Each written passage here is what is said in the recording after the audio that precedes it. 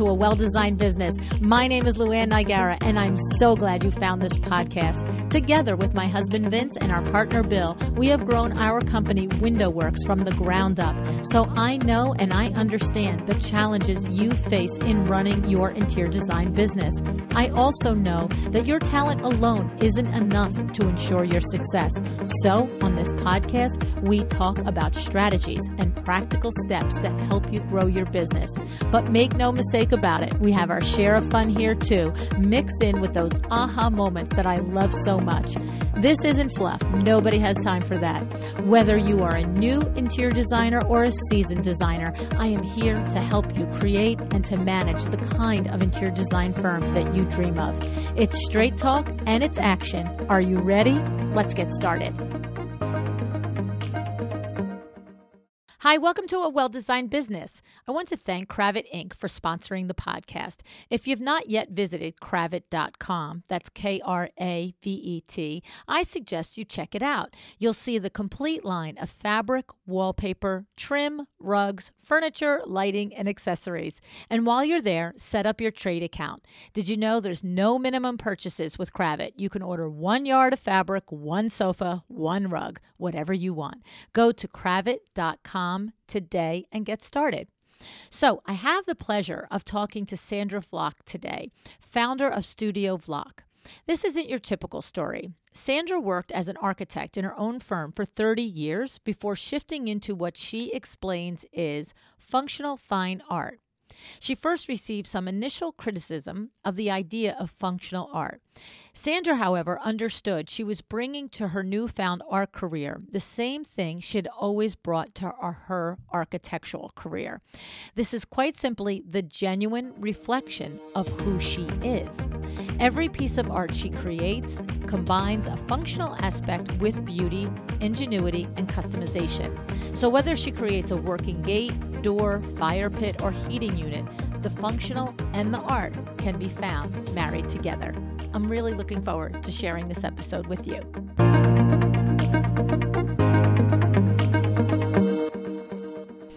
Hi, Sandra. Thanks so much for joining me on A Well-Designed Business today. Well, hello, LuAnn. Nice to be with you. I'm glad to have you with me today, Sandra. I was doing my research as typical and reading about you and your career, and it's an impressive career, in architecture and now transferring over into, what's the term that you use it for? How did you say that term? Well, I call it functional fine art. That's it. Functional fine art. Really, really interesting.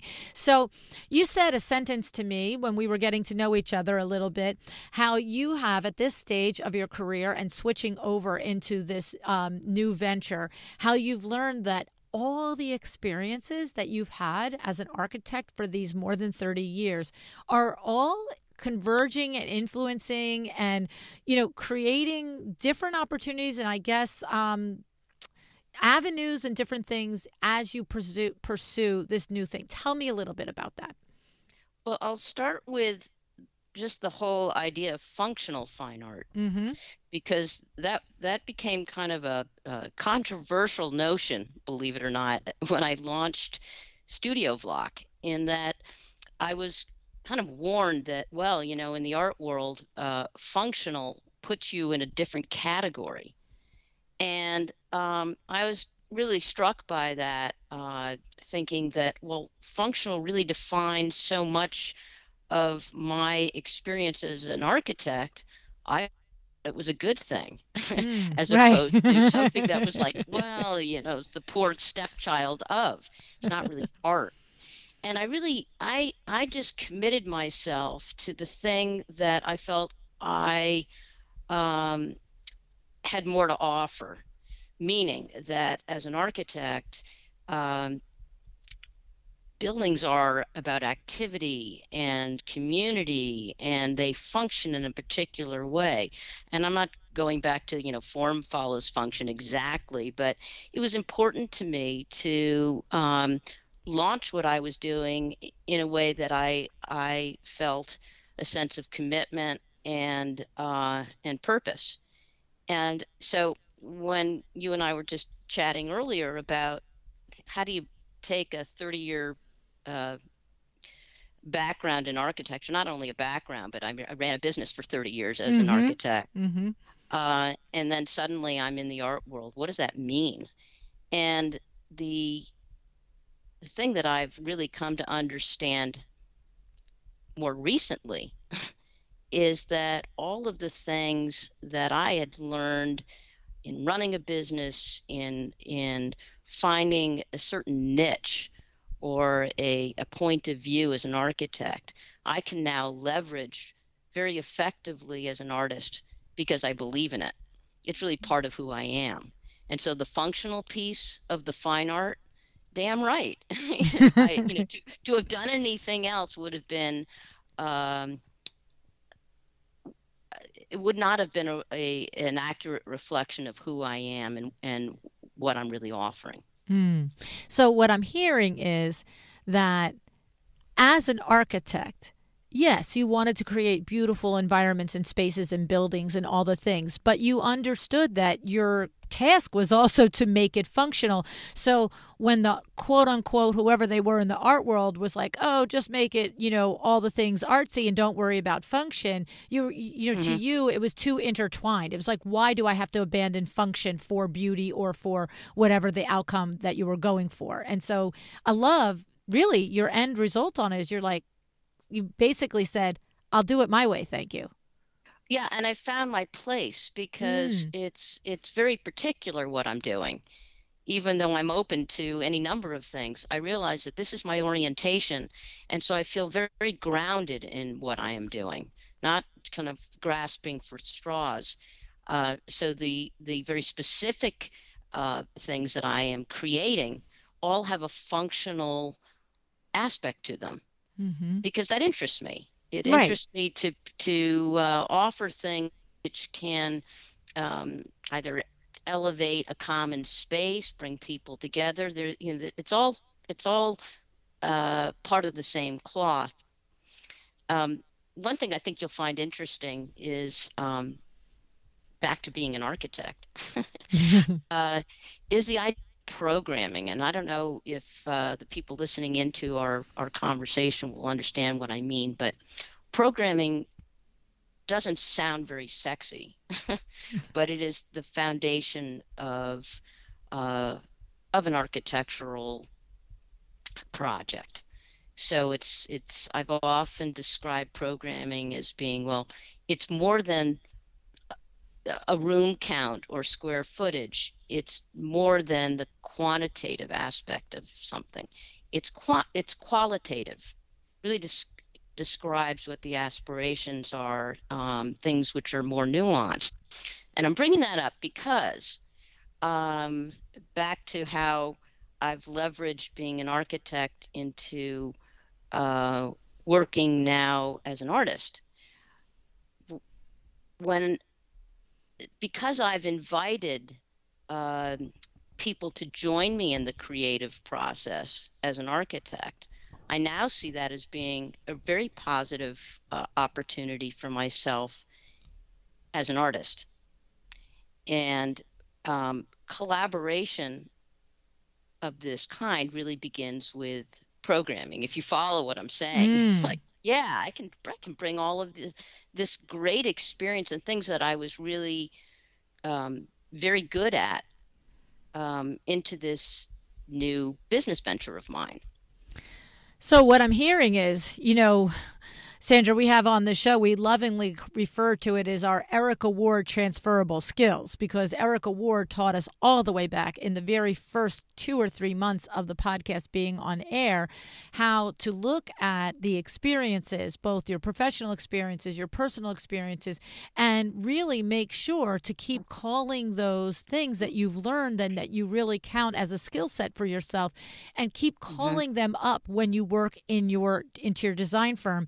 And what I'm hearing you say here is that, for example, when I was looking at your website, one of the functional fine art pieces are the beautiful gates that you design, right? That somebody. So if I'm understanding you, what I'm hearing you say is having the experience of being an architect and understanding when the architect needs to think about where the gates are going to be and when they're going to be in that quantitative process, you are able to reach out and collaborate and say, I know you're going to need this at this point, or this is the weight or the size or the things you're going to need, and let me introduce you to how you can put more than just your average garden variety gate there, right? Am I on track with what you're saying? Yeah. Interesting. Basically, what I've done is kind of layered up a set of, I'll call them skills and experience with a skill set that I hadn't previously understood as being as powerful, meaning working artistically. And architecture, of course, is very artistic and creative, but it's measured in different ways than I think an artist might be measured. Right. Let me give you a specific example. When I was talking about the programming of a space, I've been very fortunate just recently to be working with the El Encanto, the Belmont El Encanto in Santa Barbara, where I now live. Speaking of making big changes, I grew up in Connecticut, and our practice was based in Connecticut, and now I am full-time living in Santa Barbara. And the relationship that I've developed with the general manager, Janice Klapoff, really came about not only because I had something to offer her and the hotel in the work that I'm doing, these functional fine art pieces, but rather in speaking in a language that she could really understand. And that is when you're talking to someone, a potential client in this case, who is thinking big picture. How does my work really fit into the big picture as opposed to a product, a single thing? And with a background not only in architecture, but in master planning, working with universities and municipalities, I was always thinking big picture. And so when this opportunity to talk about what she, as a general manager of a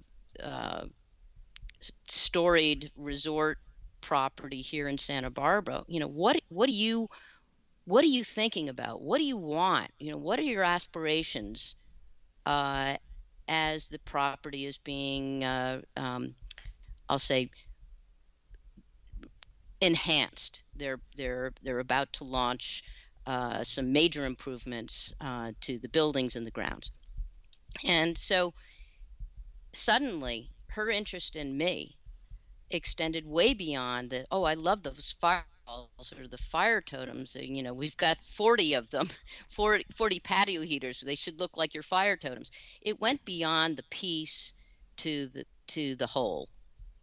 And that is really what I want to share with your audience, is that it's not just finding opportunities for more than the one piece. It's understanding what your skill set may be that could even increase the scope of the work. And so the relationship went from the one thing to the many things. And because we realized that we could really help each other achieve something larger. And so currently the El Encanto now has 3 fireballs and fire totems on their property, which look like they're going to be, as they've expressed, indefinitely on display and in use. I found the right client. Right. Because we're speaking a common language. And to your point, you we say all the time, you have to ask questions and listen for the answers. Yeah. So when you first met this general manager, you were asking, what's your vision for this hotel? What's your vision for the experience of the people that come here? You got yada, yada, yada, right? Instead of like, hey, I got a beautiful fireball that looked great on the patio. Exactly. Right? And that, again, back to the word programming, all that is just active listening. Right. And it doesn't sound like something you put on a resume, but I was really good at that. And it serves me well in every context. Mm-hmm. Well, I have a lot of designers that have said to me, for example, to use an example that's relatable. So a lot of designers have said to me that it's yes, they want to create a beautiful environment for their clients. They want the right scale, proportion, yada, yada. But there's many designers that are, for example, it's very important that the design is sustainable or that it's eco-friendly, or there's other designers that the space feels, I know Sandra Vlock will call it soulful, that it really, when a space that she's designed, the client comes home and it just feels like them. And so what you're saying is, in this commercial application, you are asking this hotel manager, what do you want this hotel to feel like, to look like, to represent, as opposed to, can I put a beautiful thing out on your patio and make it look better? And so as the person understands, oh, I have a real resource here. So for a designer, instead of saying, oh, how many people do you want to sit and watch a movie? Right? It's like, what do you want this family room to do? Tell me all the uses. Do you have grandchildren? Do you have, what are all the things? And really getting somebody to describe so that you can visualize the whole, like you said, not just the functional, but in the it seems to me.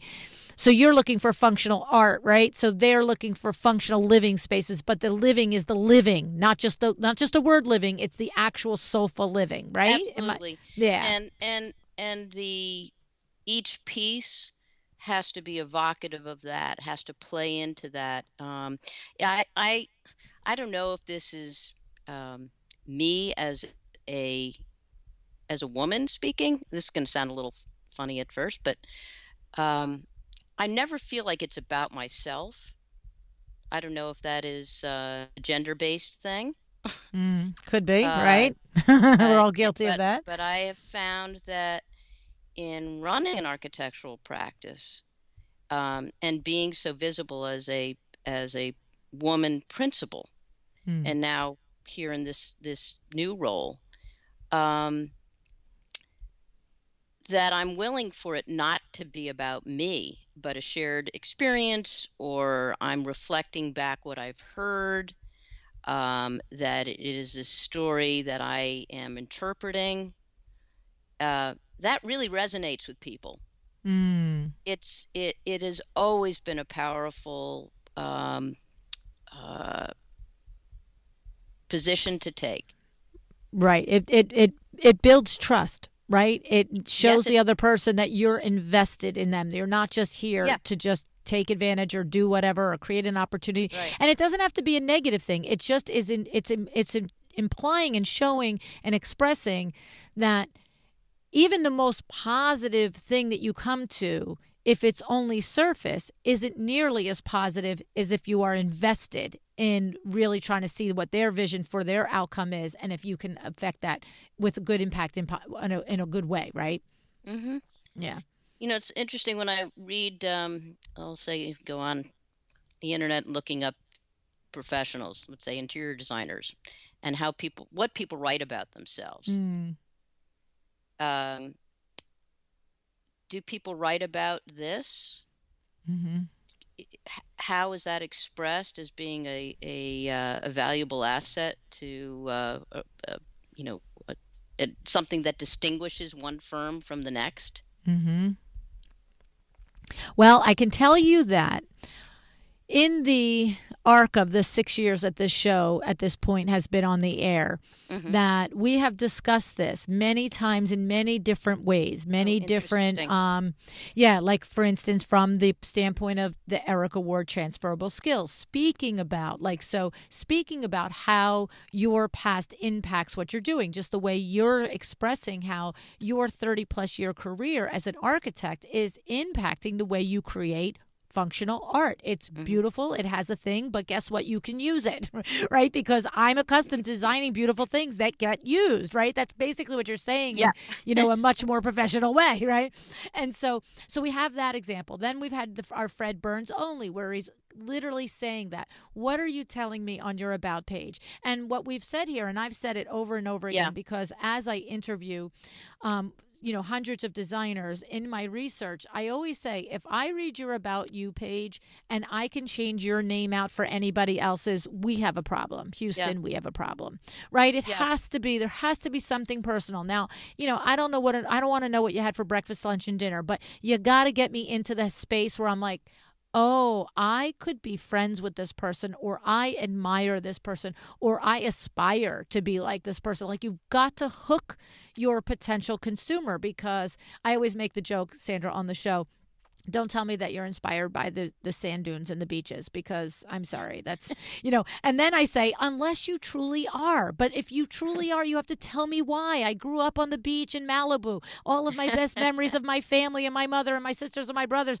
are all there. Like, you can really be that inspiration, but don't just call it your inspiration. You know what I mean? Yeah, I do. Well, I think, as we're talking about, it has to be something personal. I think a great venue or niche for me is in the hospitality realm, as well as residential work. And the reason I say that is because hospitality, like the Belmont, what are they looking for? They're looking for something that is so personal, so unique. It's a story that can't be told anywhere else. It's that experiential thing that people want, and I'm talking at a kind of a higher level of what hospitality is all about. Yeah, well, we know if it's in Santa Barbara, it's luxury. Yeah, okay, I don't have to explain. And it's not, and I love that, because it's not so much that, well, what are people willing to spend a night? What people are craving, right, is a unique experience that can be shared. And this was really the foundation of my discussions with the general manager there, where she latched on to what I'm doing, because it is personal and it is storytelling.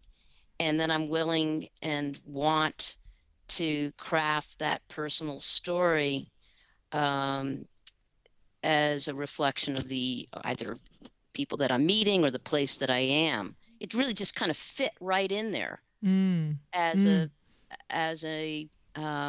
thing. And you'd think that I would have understood that when I started this business, but now I really get it. I really get how this is where I need to go with it. And it's not a mass market business plan. I looked at it all sorts of ways, like, well, how am I going to make money at doing this? Right, that's number one thing, right? It's not a hobby. I have 2 kids that are not self-supporting. So I have financial responsibility to this, and it was a big deal for me to, I'll say, shutter my practice. It took quite a bit to build it up and to weather many storms. But this is me, and as much as I am enjoying what I'm doing, it has to be financially successful. Otherwise, it's well, fill in the blank.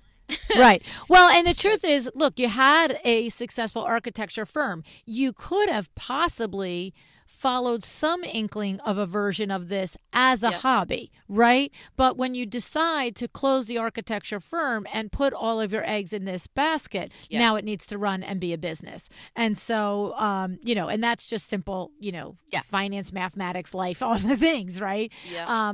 And that was your option and that was your desire and your choice to do it. And so it's with your level of experience, it just became the next understanding. Okay, this is great, but it's got to make some money here. We've got to Yeah. make this work, right? Going to be I a love good it. year. Yeah, yeah. And it's interesting. You said something there. You said that the clients are craving a unique experience that can be shared. Yeah. And I what I like about this, pointing this out and taking a moment to say it, the client is craving a unique experience that can be shared.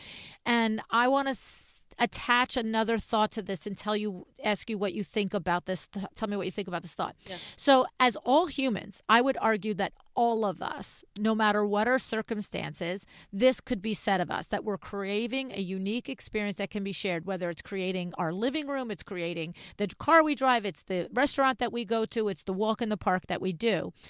The differentiator here is when you understand how to do that, and then you understand how to attract the luxury consumer, the unique experience that you create for them is a whole nother story, because they have the ability to take it beyond, I want this walk in the park to be unique. I want this backyard of mine to feel like the park that I visited when I was on vacation. Right? I mean, like, you're in agreement with me on this? Yeah, expand on what you're saying. So Okay. So what I mean to say is that it's not unique to clients that have means. That I think all humans would like to have a unique experience that they can share, whether that experience is designing their living room that they can share with their family or their friends or their spouse or their partner, whatever it is. So it's not unique just to the luxury. But when we work in a luxury field, like interior design, like the field that you're creating with your art, when you can create a unique experience that can be shared for the luxury consumer, the layers that you can put on that and the type of project that you can create for them becomes the type of things that your dream projects are made of. Yeah, and you're using the word luxury. I've thought a lot about that word. I'm actually well, as an English major in college, and with a family that's been in broadcasting for a long time, which I mentioned to you, my mother was. Mm. I'm a wordsmith. And Okay. I spend a lot of time thinking about what does that mean? Mm. And I think luxury is all about experience now. Mm-hmm. Anybody can have a whatever handbag, but tell me more. Mm-hmm. And there are a lot of facsimiles of what luxury is all about. I think luxury for the market that we're discussing, people who can afford it, Mm-hmm. is experience that at a very deep level. So, for example, I did a project in the high desert called the Inn at the Ruin, Mm. and in that context, this is the Joshua Tree. It's a remarkable landscape for those of us who have not been there. Kind of unfathomable, if that's a hard word to say, but you know what I mean. It's like you go to Joshua Tree and it's like, what the hell? It looks like one big rock pile. It's hard to really understand what is going on there. What is the appeal of this desert landscape? And so the project involved a retreat compound of several buildings that one could stay at, especially if it was a wedding party all together. Mm. And I designed a series of gates and screens that, on a functional level, created outdoor rooms or courtyards and entryways. But on a experiential level, the imagery of these gates and screens was all about the desert experience, at least my experience of the desert, having been tasked with observing it at close range. And so it wasn't about only the Joshua trees, which are very iconic and weird, but all the critters that inhabit the desert, or the whole idea of being surrounded by stars, so many stars. So it's just my imagination and my own personal experience that is now reflected in this steel canvas, so to speak. That's an invitation to other people to kind of step into their own imagination and to have an experience which is deeper than driving through it, or having a an opportunity to spend an evening, or whatever it is, to think about where they are in a delightful way, but to turn their own imaginations on through the experience of functional fine art. It's not just a gate, it's a gateway. Right. And that is kind of what I'm imagining luxury really is, the creativity or the creative experience. And that's kind of how I've been thinking about my work, is that, well, yeah, it could be, some people could think, oh, that's so lovely, but then they'll step into a creative experience and it's like reading a good book. Yes. Yes. No, I love it. I think the analogy for an interior designer is, the way the individual passerby might look at one of your fireballs or your fire totems or one of your gates and just look at it and think, pretty.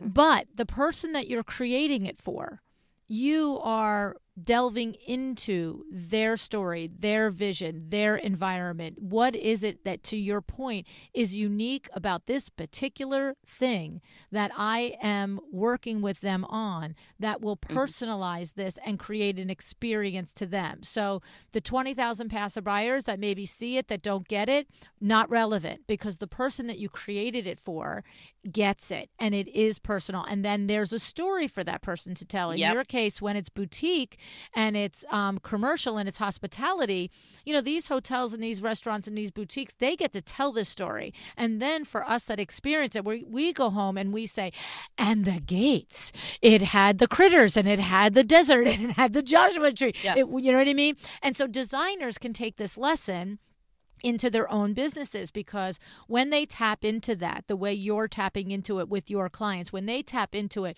with their residential projects or their commercial projects, those homeowners are going to say the same thing when they have their friends sitting there. Oh, that isn't just any old sofa. You should see that sofa was built for my husband because he's 6'5" and it sits perfectly with his back and blah, blah, blah. Or that piece of art or that rug is, absolutely important to us, and she or he found the perfect thing, right? So it's creating that, it's connecting, like we said, listening, finding that, then going back to all of your skill set, bringing it to the table, and then connecting it to the unique and the experience for the consumer that you are working for, right? So in hospitality, one might call that branding, which doesn't sound so interesting, but that is exactly what it is. It's like you could be nowhere else. On other, whether it's a residential project or something else, it's finding a way that environment is owned by that client. Meaning Great way that to they put have it. a sense of ownership of that design. It's very important, especially if you're working with groups where there's 100 opinions for 100 people, that somehow the final design or product is really a reflection of each person in that group, because it develops a sense of ownership. And that's an experience that I've had just so many times that I understand the value of it. Certainly in the I'll say institutional world of colleges and universities, where there are many silos.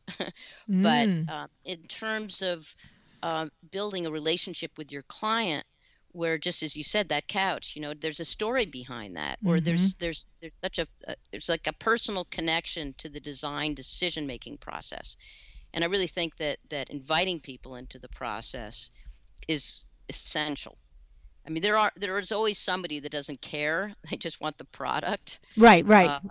But by and large, to participate in the process, to be able to say, yeah, I influence that, or to have a sense of ownership is really critical. I'll mention one other project to you that I still have my fingers crossed because it hasn't been finalized, even though it.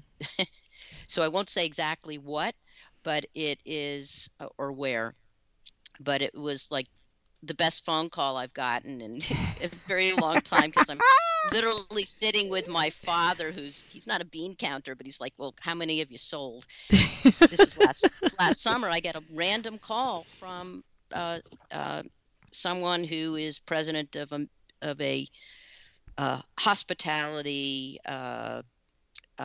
business.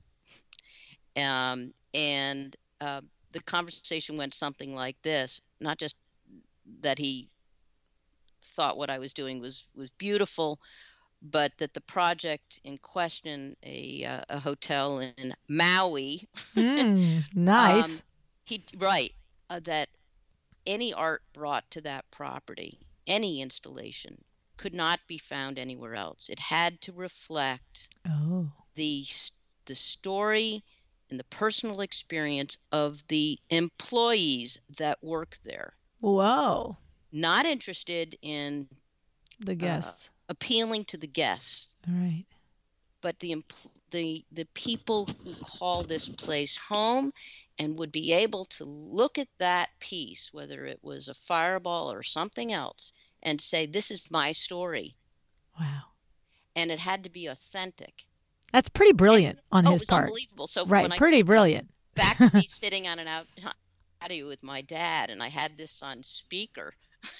It was like an hour-long conversation with this man, and that wasn't the end of it. There was a proposal that was made subsequently, so on. I'm just like waiting for the green light. But I was so excited about this because, again, here's someone who really understands where I'm coming from in this and why appreciates is so important. And to me, this would be the perfect client, because not only Maui, but that it would be an opportunity for me to use what I consider to be my greatest skill set, which is listening. And I'm still putting in my own head artist in quotes. I guess people like what I do artistically, but I think that it's because I'm willing to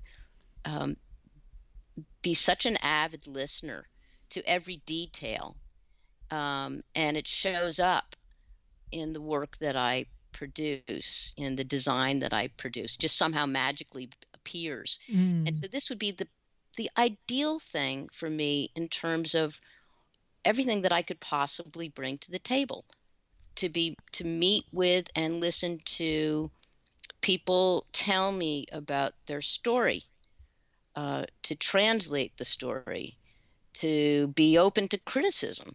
All of those things are part of good listening. Right. But anyway, that's exciting, Sandra. That was That's a exciting. Spectacular phone call. Yes. I could even end there, and then I would have learned a lot about myself. Right. And I think back to the folks that are listening in, that if you could substitute the name of your firm or you for anybody else, that's a problem. But being authentic always comes across. Right. And talking to this man, I was absolutely my authentic self, or I could be, with my fingers crossed, this is all going to move forward. Right. Yeah. Well, I mean, it is, as we say so often on the show, when you really are putting out your true self and the type of work you want to do, and you've clarified it for yourself and you know what lights you up, then it has no other result than to start to attract the people who appreciate that. Now, whether it happens in 2 weeks, 2 months, or 2 years is a different story, but this man gets it. And that's what's so exciting to what you're saying. I'm just reinforcing what you're saying. Yeah. It's so exciting to think that he, first of all, what an amazing business person to recognize that, yes, here's what I'm reading into this. And of course, all of my listeners, they need to go to your website and look at your art, because when they see the fireballs and they see the gates and they see the fire totems, they're going to understand what we're talking about in the sense that no matter what you design, it's going to be beautiful and it's going to physically impact in a positive way the hotel that you're designing for. They're gorgeous, period. But what I love is he has the smarts to say, when I have all of the maintenance people, all of the housekeeping staff, all of the bartender and the wait staff and all of the concierge, when they walk in and around this hotel, I want them to feel connected to it, that this is their space. They have pride in it because that particular fire totem is representative of something in the culture in Maui that is important to one particular employee, yada, yada. Like to the rest of us, it's a beautiful, configuration of a screen. But that's genius. That is absolutely genius.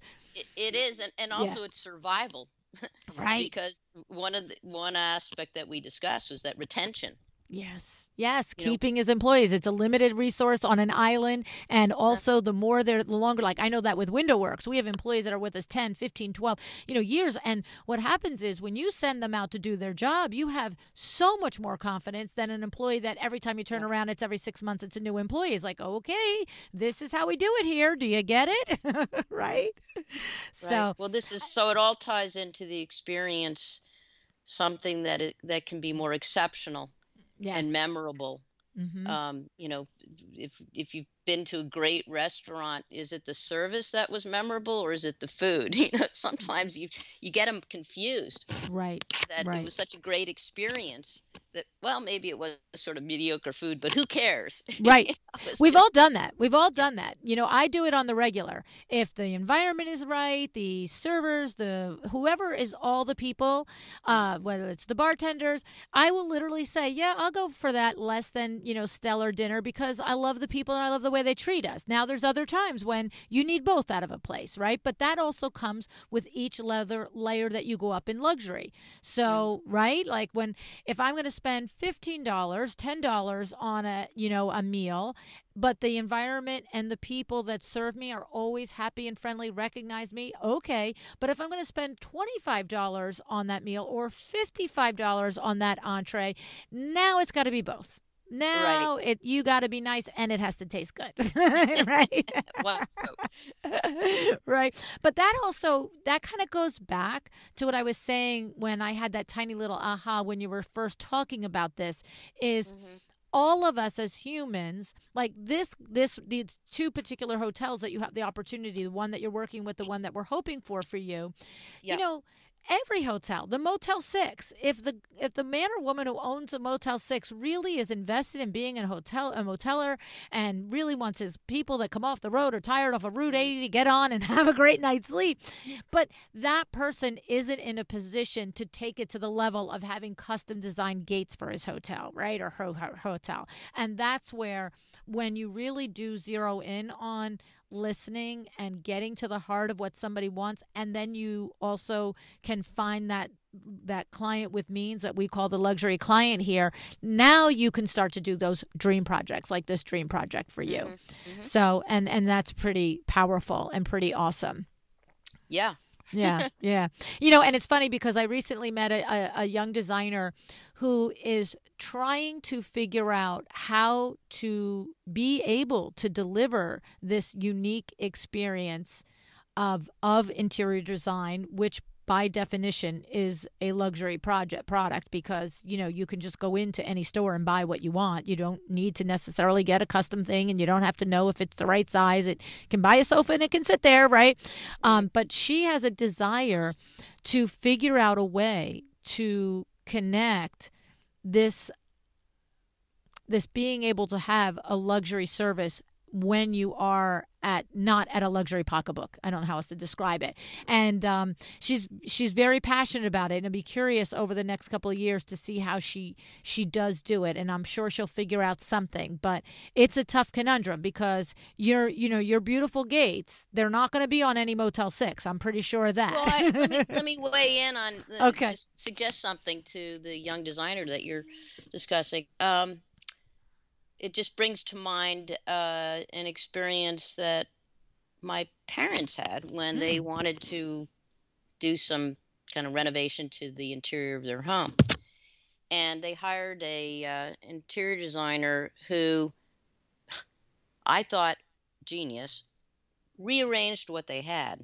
And it just looked 10 times better. My parents were they traveled all over the world. This was, passionate travel. And so there was always something from somewhere. And I'm just giving a little hey, what about? Right. Luxury is being invited into the creative process, in my opinion. And so when I was just amazed by how this designer took what I thought was just stuff, from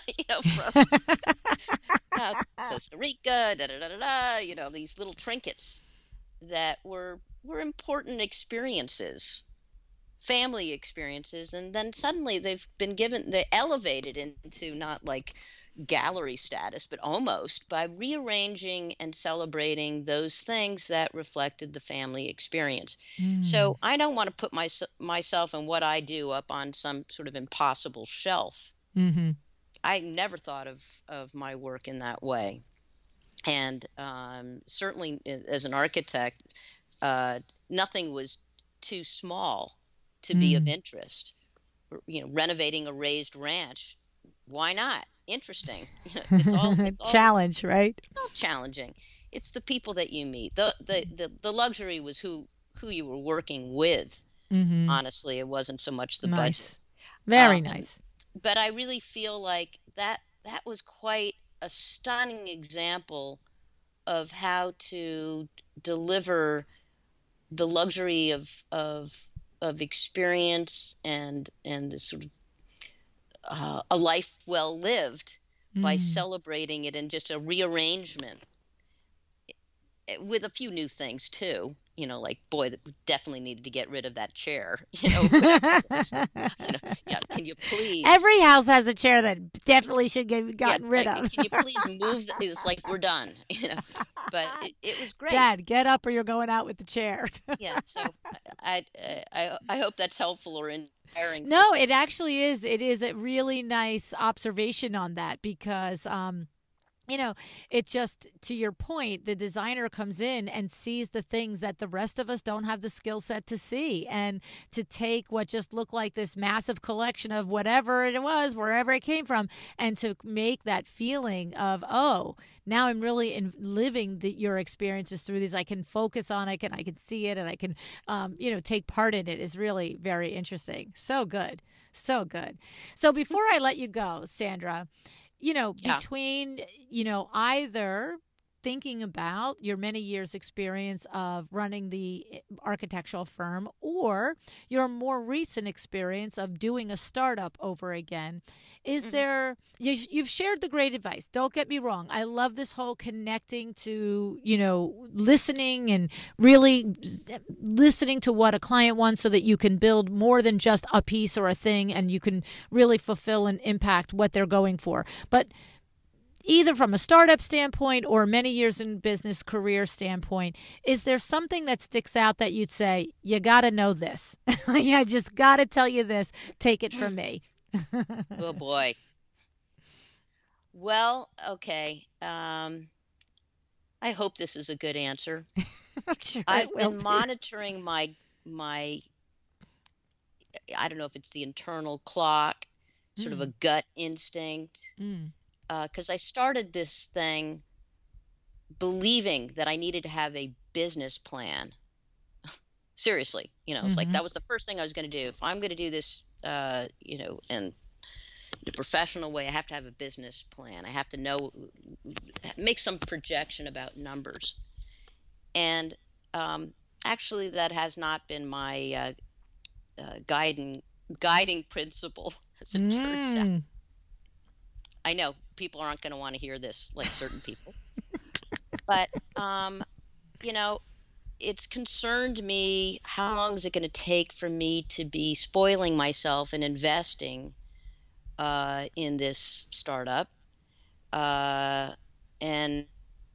how long is it going to take to be, again, financially okay with this?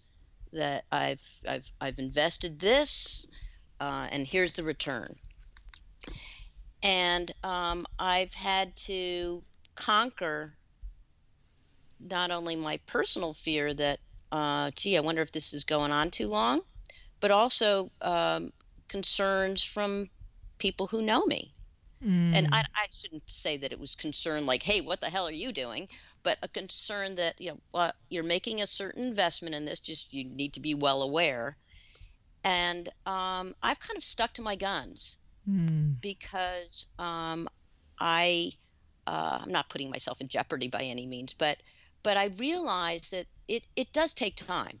It takes time to be visible, and it takes time to be authentic, to have more to give, to have more experience in this new thing to share, not just past experience that to back it up.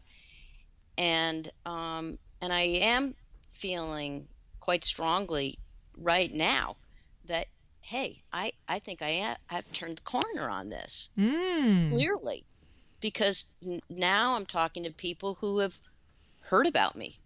How did that happen? It's working. Or that I don't know. It's come together in a way that has taken the time that it's needed to take. I've invested in myself, and that was important to have confidence. And there have been paths that I've taken which I realize that, well, not so much. I can do it differently.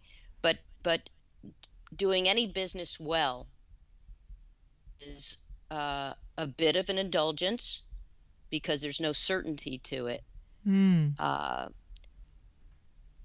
But I would say that what I've learned is not to shortchange yourself and to put some sort of artificial time limit, like, okay, 5 years, that's enough, or whatever it is. And to get as much support as possible, whether it's in the right sort of marketing and PR. That is important. Got to be out there. And to rely on your own skills. I love it. So good. It's so good. And I almost feel like we have to say, consult your own doctor. Like, you have to your advice is well made, right? That in a nutshell, what you're saying is, I am giving myself the string to make this work because I feel passionate about it. And I also am hearing that as each week and each month goes by, you're learning more about doing it that is further informing how you're doing it, right? And what you're saying is, don't shy away from that. It's going to take some time, and it's going to take some investment of money and time in order to make it happen. And don't put an artificial timeline on it that, well, if it doesn't happen by this date, it's over. However, this is the disclaimer where I'm not a doctor, even though I play one on TV. You gotta do it within your own financial means too. Like right? Like we gotta. Right, you gotta be real. You have to be real, but if at all possible, don't put some sort of artificial construct around it. Right. That it's successful if it meets this target. Right. You can't control everything. Right. I love it. No, it's great advice as long as we don't send people down into the poorhouse because, LuAnn and Sandra said, well, just keep going. Take 2 aspirin, call me in the morning. Right. No, awesome. I love it because it really is at the end of the day saying, if you've got a passion for this and you believe in it, don't give up on yourself. for any reason external that is a made up reason. Right. You know what I'm saying? Yeah. So love it. So good. I really encourage you guys to go to Sandra's website. Well, of course, we'll put the website in the show notes, and we'll have some pictures in our stories today. Beautiful, beautiful work. Is your product available retail, or is it only through trade sources? Like, if somebody is looking and wants it for their own home or a project, is it commissioned work? Tell me just a little bit about that. Yes, it would be commissioned work. And okay, so you just don't go buy these. Nope, not on the shelf at Walmart. That's not the route that I'm taking. Right. Commissioned work can be many pieces if it's reproducible.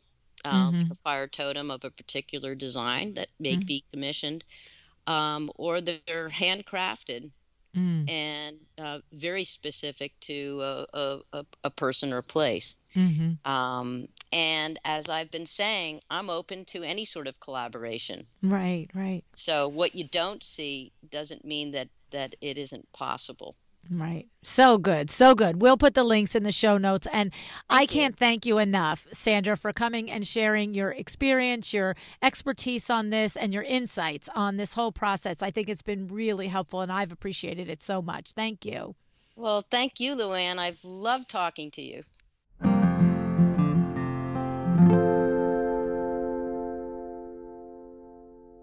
What Sandra has accomplished is something that we have talked about over and over again on the show. Multiple conversations with Erica Ward originally, identifying it and calling it your transferable skills. It's about looking at your personal and your professional experiences and making sure to keep calling on these qualities that you've learned. Right? You want to think about, what is your skill set that you can keep using when you work in your interior design firm? This is a takeaway that Sandra also wants us to understand, that we need to know our skill set and how it can increase the scope of the project we're working on. One transferable skill from her architectural days that Sandra takes pride in is that she listens to her clients. Like we always talk about here, we have to ask the questions, but then we have to make sure that we listen fully to the answers. We stop talking and we actively listen. In doing this, we learn what is truly valuable to our client. And then when we know that, we can actually provide the true value back to them, right? And how about that opportunity with the hotel in Maui? I mean, where the manager wants her art to reflect the stories and personal experiences of their employees. How cool is this, right? Not just for the guests, but for the employees. For Sandra, this would be a great opportunity, and it is a great opportunity for her to use her greatest skill set, listening. And this is her perfect client because she'll be able to bring everything she possibly could, all her experiences, to the table. And plus, it's in Maui. I mean, duh, right? And how about this idea of luxury? We always have that word floating around in our minds with the common definition of being unattainable and bougie, right?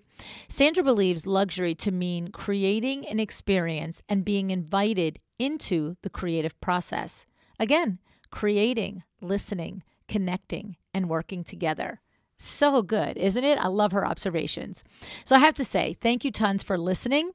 Please visit Sandra's website, and we will also put pictures of her art in our stories and Instagram. Warning, be prepared to be blown away by her exceptional steel sculptures. And I also have to say is now I have a hydro machine following me and her fireball on my list. It's a real thing, okay? So, quick reminder to my window treatment colleagues out there that I will be on the Punta Cana Hunter Douglas trip in a couple of weeks. So say hi if you are there too. And then, of course, I'll be at High Point, and we'll be doing one of my Power Talk Friday coaching days in High Point. For the first time, I am going to open this Power Talk Friday only to rising and seasoned business owners. So if your firm is grossing $2 million gross revenue and up, then this Power Talk Friday is for you. Okay. And if you're not sure if you're a rising or a seasoned designer, you can find that out by taking my quiz. It's called thedesignerquiz.com. All right. So it can be a little eye-opening. So be prepared and be prepared to look in the mirror and do the work. What I love about the quiz is when you get your results, you get tons of resources curated by me. That's a very overused word, but it's actually true in this case, on what to do in order to improve where you are in business right at the moment that you get your results. Okay. And then on the heels of High Point, I'll be at the IWCE, the International Window Covering Expo in April, where, by the way, Corey Damon Jenkins is going to be keynoting. So we hope to see you there. And then this will be followed immediately by our exciting Windows conference right there in Fort Lauderdale, which you are invited to attend, okay? It's a paid conference, but I mean, our EW conference, our Exciting Windows conference, is valuable for all business owners, whether you are a window treatment professional, designer, photographer, workroom.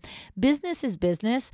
And the thing about this EW conference of ours is that the attendance is very, like, it's not open to a whole, gabillion people. So it's very, it's a lot of time for one-on-one time with me, with the Vin Man, with other business leaders. We're going to have Madeline McRae there, Jessica Harling there speaking, Evan Hackle there. It's going to be really outstanding. And I have to say, it really will it will apply to you no matter what your business is. So if you're interested, please, we invite you to come. It's excitingwindows.biz/conference. All right. So that's a lot of all the places that I'm going to be coming up. And I would love if you are at any one of these places, please make sure you say hello to me. Had a great time the last couple of weeks in Orlando at the KBIS conference and also at the International Casual Furnishings Association conference. And I just love meeting you in real life. So that's why I always tell you where I'm going to be, so you can come up and say hi. All right. All right. Thank you. Thank you so much to Sandra for her insights. I love talking with seasoned business owners on their career. I always end up learning something. I hope you did too. And I just want to say, what am I going to say yet? You know what I'm going to say. Decide to be excellent. Thank you so much for joining me again today. This podcast is a production of WindowWorks, your resource for custom window treatments and awnings. To learn how we can help you on your next interior design project, go to www.windowworks-nj.com. And if you're interested in working with me on your business, either through masterminds or one-on-one coaching, or you want to know how to get my book, The Making of a Well-Designed Business, or you just want to know what's going on in the podcast land and where I'm going to be, all of that is found at LuAnnNigara.com. Thank you so much. Have an excellent day.